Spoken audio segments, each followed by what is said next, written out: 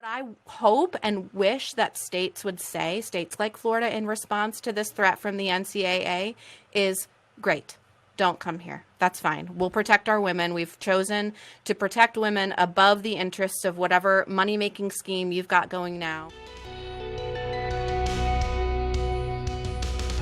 Well, we're back on Breakpoint this week from the Colson Center. I'm Maria Bear alongside John Stonestreet. John, switching gears now, this seems like, again, I had like an audible groan when I saw this story because I'm like, oh man, we're going to have to talk about this again, aren't we? But we do, because crazy things just keep happening and people keep saying and doing crazy, illogical things. So this week, the iteration of the story is the NCAA is threatening, so this is on the heels of a new law in Florida that's similar to laws in other states that would ban transgender. I got to be careful how I say this, I suppose. Okay, it would ban men from competing in women's sports, but this is being couched in transgender language. So I suppose this would ban men who claim to be women based on nothing but their own psychological feelings on the matter, who want to compete in women's sports. This bill in Florida would ban that. And the NCAA is saying, out of deference to something that they consider to be a fair and level playing field, they will consider not holding championships in states where laws like this pass.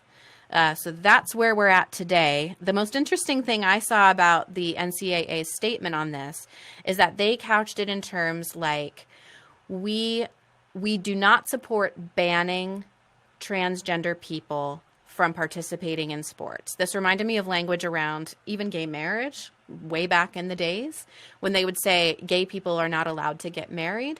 Or even today, you'll hear in some of these other places where we're considering laws to ban, for example, mutilating surgeries on children. They'll say this law will ban health care for trans people. We talked about this a little bit last week. It absolutely will not. If a trans person has appendicitis, they can show up at a hospital and get the care that they need. These bills, like the one in Florida, does not ban transgender people from participating in sports. It mandates that people must participate in the league that was designated for people with their particular chromosome set. But here we are again. Yeah, well, we need to just go back and reiterate what you just said. This is being called an anti-transgender bill. There's nothing in this bill that prohibits transgender athletes and athletes who identify as transgender from participating in sports. In fact, this has been around for a long time. I was looking at this week and found a remarkable number, for example, of women who identify as either male, biological women who identify as either male or non-binary, who have been allowed to compete. And they have all chosen, with one exception that I can find so far, to compete against biological women. The NBA, for example, the WNBA is full of this. These aren't women that are trying to compete in the NBA because they actually, no offense, skill-wise, they're as good, but there is a biological difference in strength, in size, in speed, and muscle mass, and therefore muscle mass, bone density, lung capacity. All this stuff is pretty well documented. And so these are women. In fact, just a couple weeks ago, Megan Rapinoe came out. She's a U.S. women's soccer player and came out. I don't know if I said her last name. Is it Rapinoe? I think it's Rapinoe. Anyway, she came out and said, I've played with transgender people. We don't need to ban them. Well, she was talking about women who identified as men, but who competed on women's teams.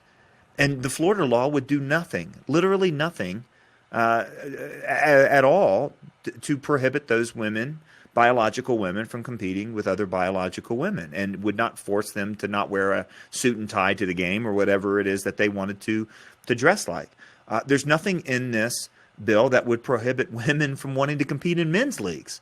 That just doesn't happen, again, with one exception, which I can find one boxer, a woman who competes as a man. She's had one fight as a featherweight, so you're talking about 118 pounds, I think, or 114 pounds. And at that point, there's just not a lot of difference in strength and size, and no one's knocking anyone out in the featherweight division, by the way. And she beat a boxer who was 1-9 in his whole career, right? So, in other words, she's not someone that's going to compete against men at any level where their body's at risk. No one is saying, for example, that transgender athletes can't play chess, right? Where there's not a physical advantage whatsoever.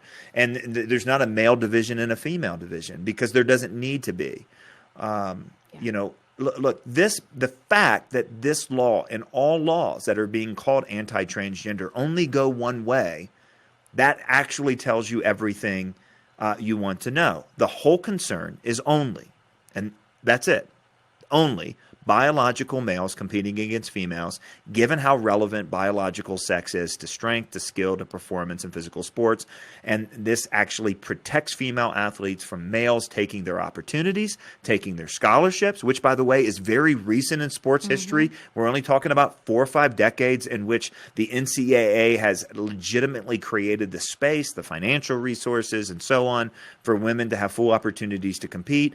And now those opportunities are being lost. They're being lost at the high school level, and therefore that's being lost in scholarship opportunities, not to mention a significant risk of injury when you're talking about things like we've seen around the world. Certainly the MMA, where an MMA fighter who is a biological male competing as a woman has fractured 2 different skulls of 2 different people that he's entered the ring with, who are biological females, or the rugby player in Australia who's just enormous and just kind of,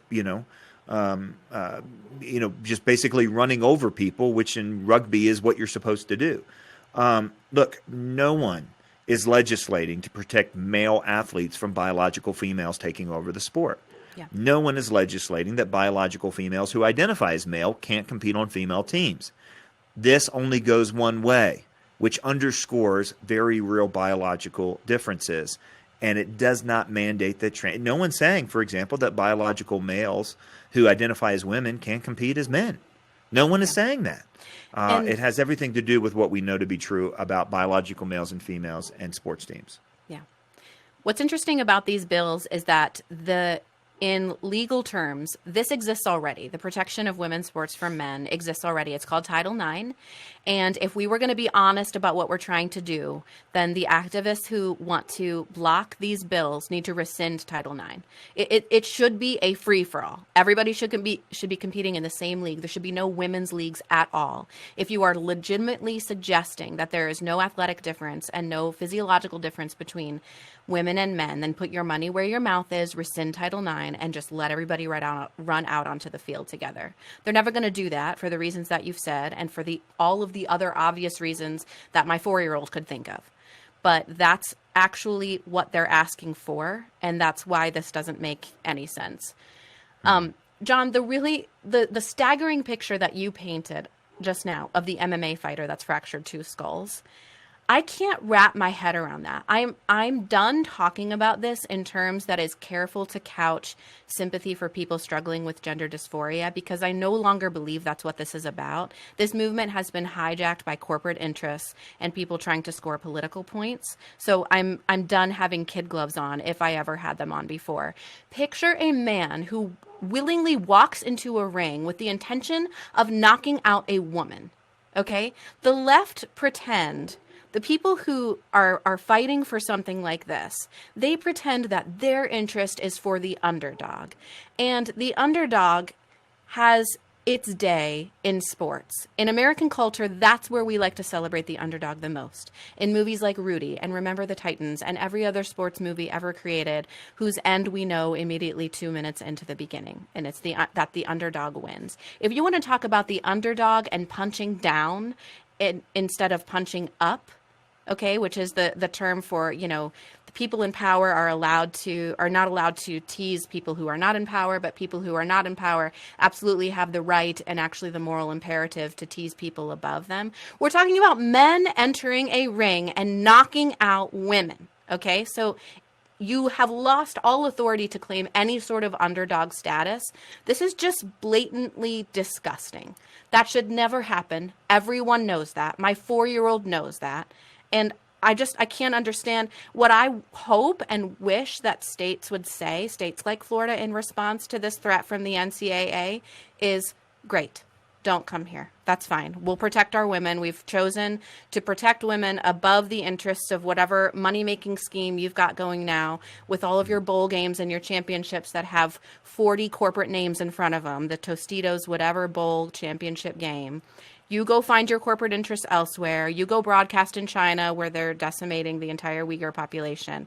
In Florida, we'll protect our women, and good luck to you. I don't know if that will happen, but I hope that that's where this goes. Well, I mean, amen. I feel like we should have an altar call after that. I mean, not nicely said. And I appreciated especially the point about, rescinding Title IX. I mean, this is why so many feminists have come out in opposition to this. And just this week, Abigail Shrier, who's written the book about the targeting of this ideology, especially in the prevalence among junior high girls, she highlighted an article, and it gets to the point of what we're talking about, punching down or punching up. This idea that this is not a problem. That's what we keep hearing, is this is not a problem, that guys would never do that. Look, are you kidding? So we just heard this week about the number of individuals in California, male prisoners identifying as female so that they can go to female prisons. And it is happening in every prison that we know. The numbers were stunning. You say, would they do that? Are you kidding me? Would they do that? Yeah. Would a man identify as a woman in order to peep? Yeah. Would a man identify as a woman in order to take a scholarship opportunity? Yeah. And the lengths to which folks are going to hide this is one of the signs of how weak this is. So Abigail Shrier this week pointed to an article in which a woman in Washington, probably having seen the numbers out of California, put in a request under the Freedom of Information Act, wanting to know how many of those male inmates who identified as transgender, identified as women, have been granted transfers to go from men's prisons to women's prisons, and how many have gone the other directions. In other words, to see if there's maybe a trend line here that should be, watched. She didn't go through the ACLU. She didn't talk about the ACLU, and the ACLU sued her for filing the request. And now, essentially, the idea is that this whole thing can be hidden.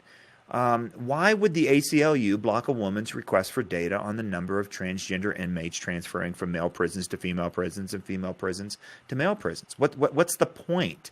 Now, I didn't know you could sue over a Freedom of Information Act request. I mean, yeah, you wonder what kind of standing this is going to have, right.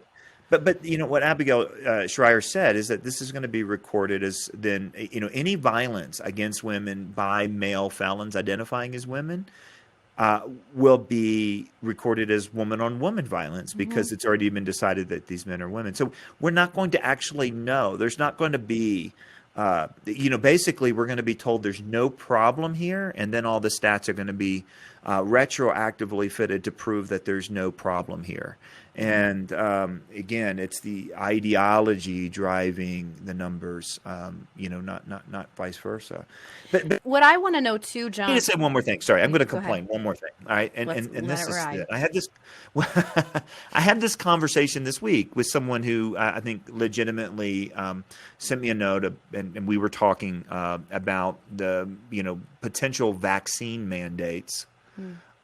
Especially on children in states like California in order to gain entry to school and other things. And his point was, look, this is still not a federally approved thing. It's still, experimental. It was fast-tracked. There's things we don't know. So to mandate this, especially to children, violates, both state, national, and international law. On its face. And I think it's an interesting argument. And I wrote back and I said, the problem is that mandating vaccines for children is still hypothetical. It's not happened. It's still being debated. What's not being debated in California is whether or not to hoist this ideology about biological males and biological females on students from the very earliest age. And you know what else is not hypothetical anymore?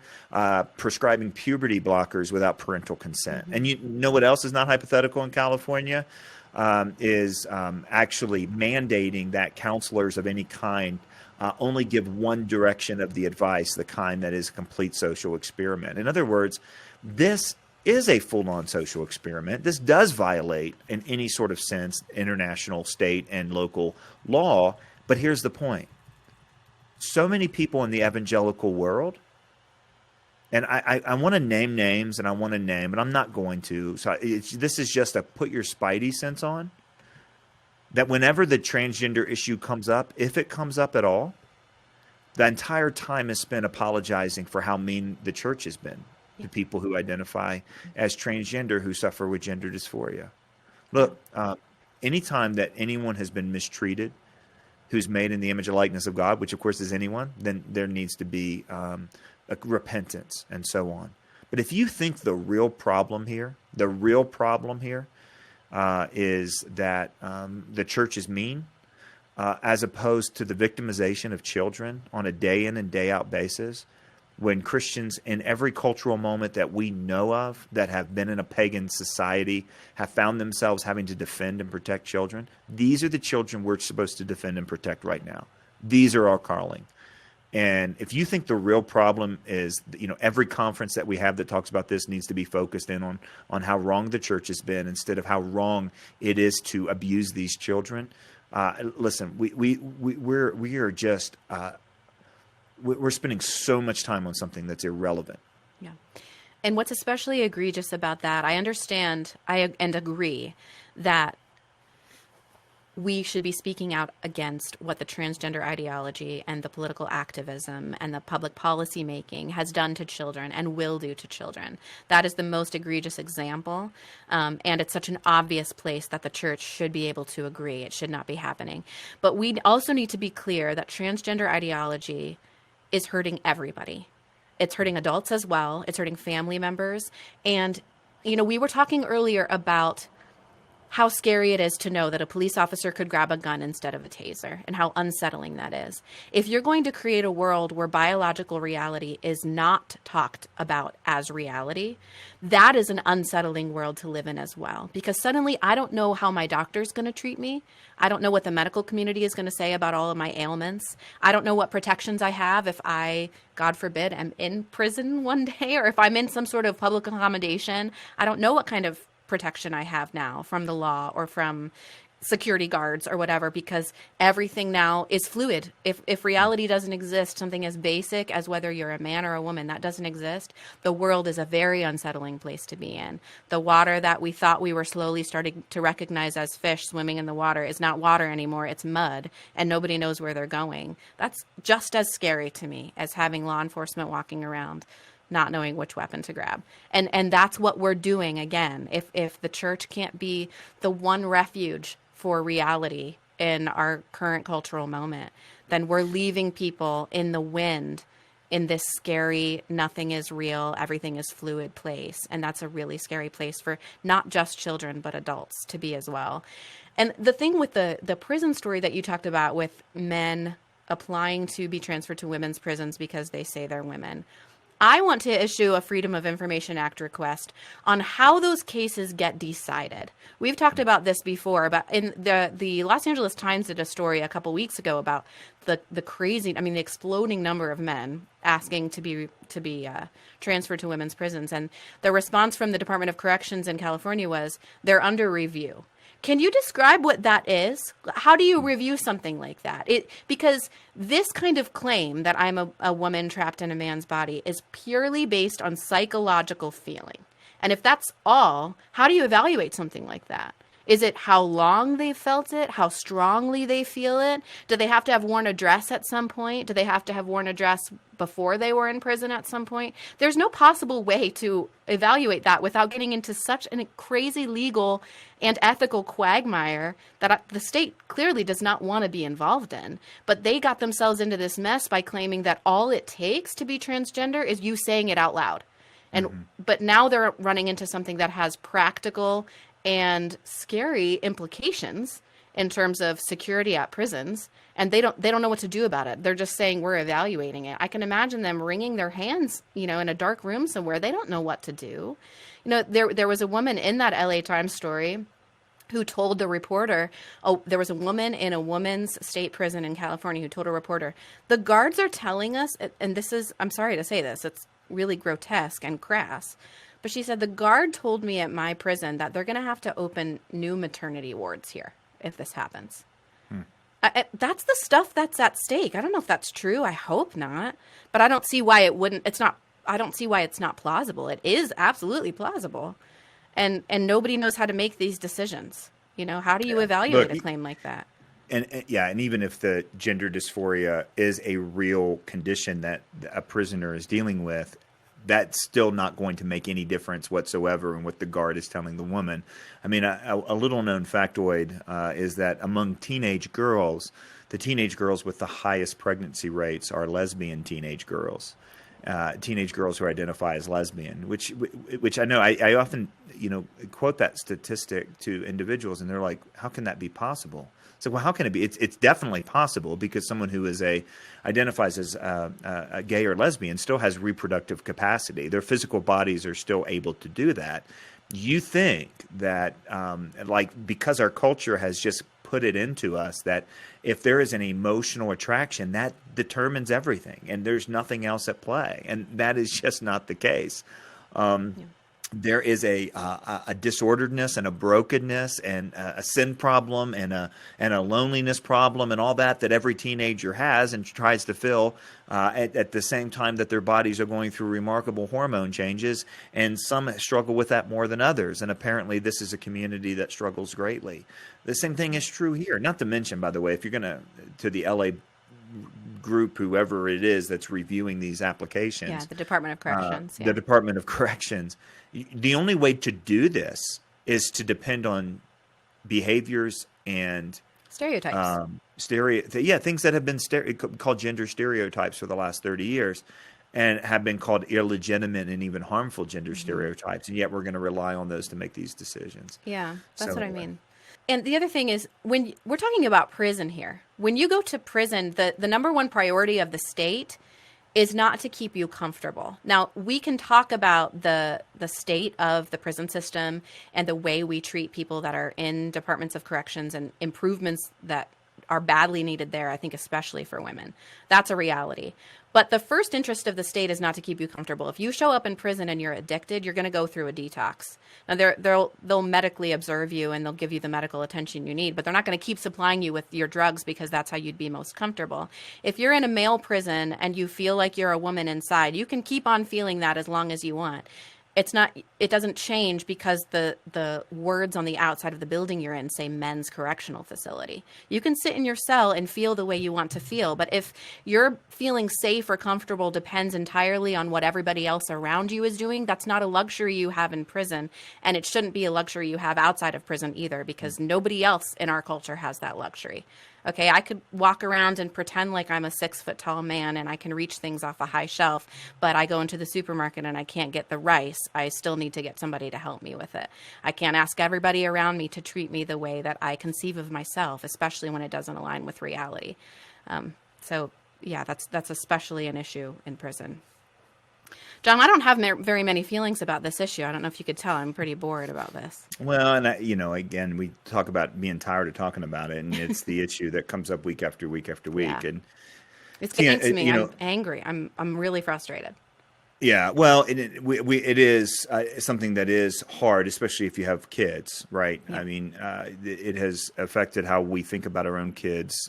Certainly.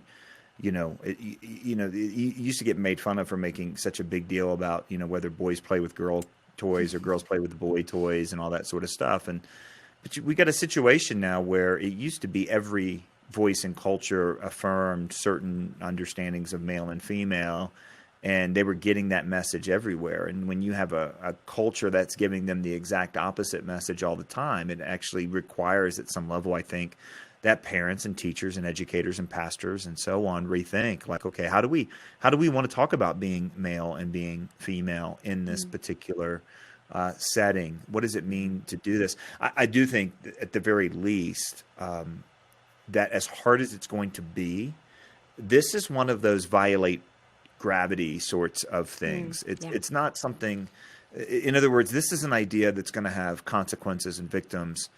And unfortunately, we're going to find ourselves having to rebuild from the ground up, and Christians are going to have a remarkable opportunity in a land, where people think there is no such thing as male or female kind of built in, then a group of people who have taught their kids what it means to be imaging God, male and female, have leadership potential like no other. I mean, this is a wonderful opportunity, but it's infuriating in between now and then because we know the messages that are coming at our kids, and also that kids are being victimized by it. And parents, you mentioned parents. Parents have been so sold on the suicide narrative that unless you support this, you will be responsible for your kid harming or killing themselves. When again, the data points completely to the fact that blocking puberty, going through any sort of transitional process doesn't actually alleviate those suicidal ideations, at least in terms of the rates. And so, but this again, these are people that aren't supposed to exist. People who regret gender transition or who regret, things in the past, or who come to align their understanding of self with their biological sex. I mean, these people aren't supposed to exist. But there's so many ways in our culture right now where on this issue, we are tempted and encouraged and able to live by lies and to actually untether ourselves from those lies at every single point that we can is the Christian responsibility right now. And it's hard.